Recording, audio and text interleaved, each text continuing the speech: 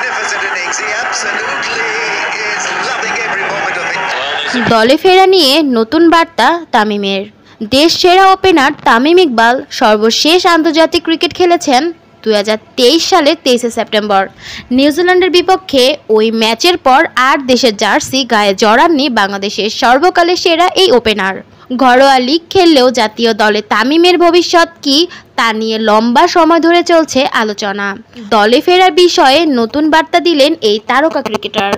আজ রোববার spot star নামের একটি ক্রীড়াভিত্তিক সংবাদ মাধ্যমকে দেওয়া একান্ত সাক্ষাৎকারে নিজের ফেরা প্রসঙ্গে তামিম বলেন, আমি যেভাবে শেষ করেছি তাতে আমি মোটেও সন্তুষ্ট নই। তাই আমার জন্য দলে ফিরে খেলার জন্য একটা কারণ দরকার।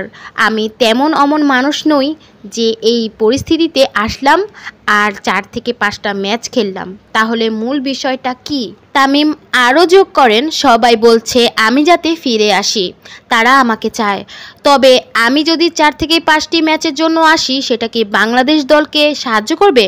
যদি একটা সঠিক পরিকল্পনা থাকে যে তারা আসলে কি অর্জন করতে চায়, তাহলে হয়তো আমি বিষয়টি নিয়ে ভেবে দেখব এবং আমরা পরবর্তী কথা বলতে পারি।